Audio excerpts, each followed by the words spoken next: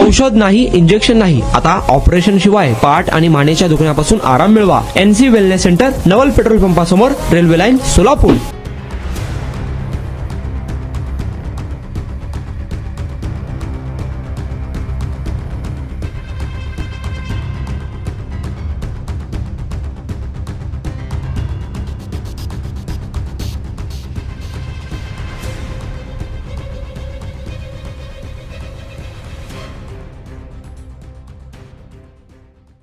सदर बाजार पोलिसांनी शहरात विविध ठिकाणी दुचाकी गाड्या चोरणाऱ्या एका अल्पवयीन मुलाला ताब्यात घेतलेला आहे आणि पोलीस आयुक्तालयात DCP प्रीतम यावलकर यांनी पत्रकार परिषद घेऊन ही माहिती दिलेली आहे.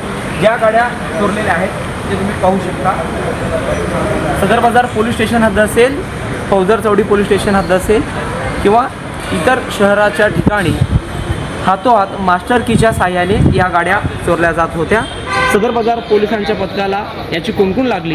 सदर बाजार पोलिसांनी सापळा लावला आणि त्या सापळ्यामध्ये एक अल्पवयीन मुलगा तो या सापळ्यात अडकलेला आहे. त्याच्याकडून 9 दुचाकी गाड्या ज्या सदर बाजार पोलीस स्टेशन हद्दीतून असेल, फौजदार चौडी असेल किंवा MIDC पोलीस स्टेशन हद्दीतून असेल त्या हस्तगत केलेल्या एकूण 9 मोटरसायकल त्याच्या अल्पवयीन मुलाकडून ताब्यात घेण्यात आलेल्या आहेत आणि मास्टर कीच्या साहाय्याने अवघ्या काही मिनिटातच या सर्व गाड्या तो अल्पवयीन मुलगा पळवायचा म्हणजे चोरायचा आणि या अल्पवयीन मुलाला सदर बाजार पोलिसांच्या पथकाने या ठिकाणी ताब्यात घेतलेला आहे.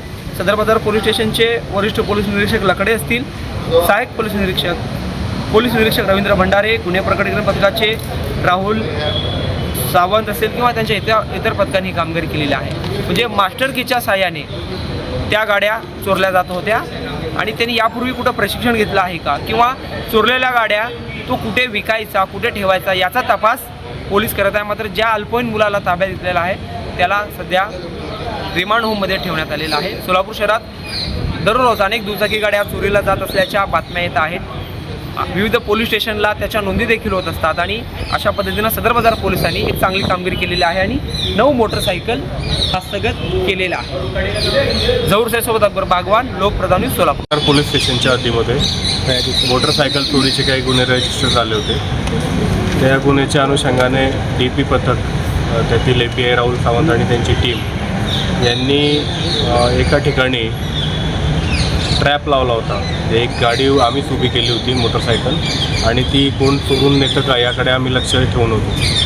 त्या ट्रॅपमध्ये एक विधिक संघर्षग्रस्त बालक तो त्या गाडीच्या जवळ उभा थांबला आणि त्याने ती गाडी ओपन करायचा प्रयत्न केला आणि त्या ट्रॅपमध्ये तो विधिक संघर्षग्रस्त बालक सापडला.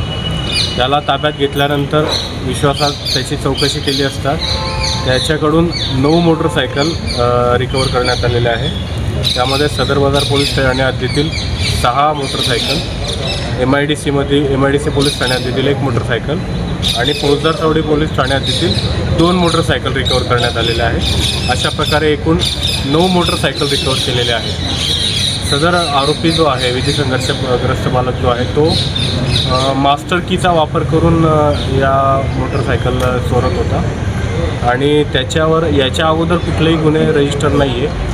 हाच एक मोठा गुन्हा त्याच्यावरती आता पहिल्यांदा रजिस्टर झालेला आहे आणि या कामगिरीमध्ये सदर टीमला माननीय पोलीस आयुक्त M. राजकुमार सर, डिव्हिजन 2 विजयलक्ष्मी पुरी मॅडम, त्यानंतर अजित लकडे पोलीस निरीक्षक सदर बाजार, त्यानंतर रवींद्रनाथ भंडारे पोलीस निरीक्षक पुणे आणि ज्या टीमने ही कामगिरी केली त्या DB टीमचे incharge Rahul Sawant API, police हवालदार संतोष कापडे, पोलीस हवालदार शाहजहान मुलानी, पोलीस हवालदार राजेश चव्हाण, पोलीस हवालदार प्रमोद पकाले, पोलीस हवालदार Ayaz Bagalkote, police constable Umesh Chavan, police constable Hanumant Pujari, police constable Vishal Borode, police constable Amin Shaikh, police constable Sagar Gund, police constable Somnath Suravase, police constable Kashinath Wadekar, police constable Anand Nimbalkar, police constable Anmol Latthe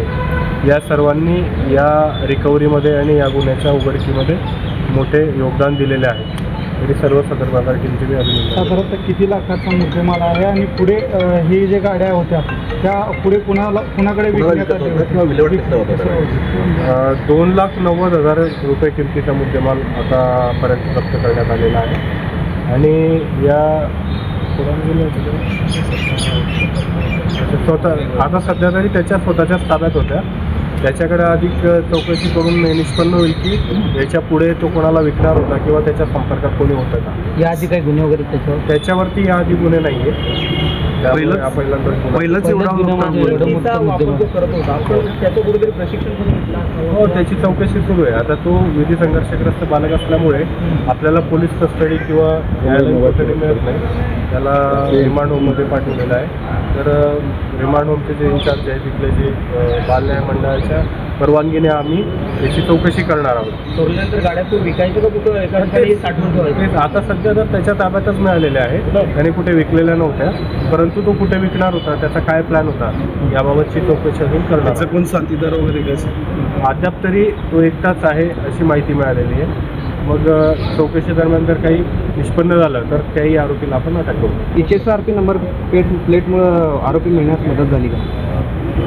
HSRP number प्लेटमुळे या गुन्ह्यामध्ये तरी नाही मदत झाली. या गुन्ह्यामध्ये आम्ही ट्रॅप लावला होता. ॲक्च्युली एका ठिकाणी आम्ही आमची मोटरसायकल उभी केली होती आणि त्या ठिकाणी आमचे कर्मचारी ज्या वेळेला मोटरसायकल चोरीला जातात त्यावेळेला आमचे कर्मचारी तिथे उभे होते आणि त्यांना हा मुलगा जो आहे हा मोटरसायकल चोरी करताना मिळून आला. किती वेळात म्हणजे मास्टरकीनं तो उघडायचं? लगेच म्हणजे मास्टरकीचा वापर करताना त्याला हार्डली 1-2 मिनटं लागत असतात. गोळी ना, औषध नाही, इंजेक्शन नाही, कुठलाही एक बी काय कशाचा पण मग त्रास होत नाही आहे आणि याच्यामुळं ट्रीटमेंट घेण्यासाठी कुठलाही त्रास होणार नाही. फार म्हणजे फार खूप चांगला आहे.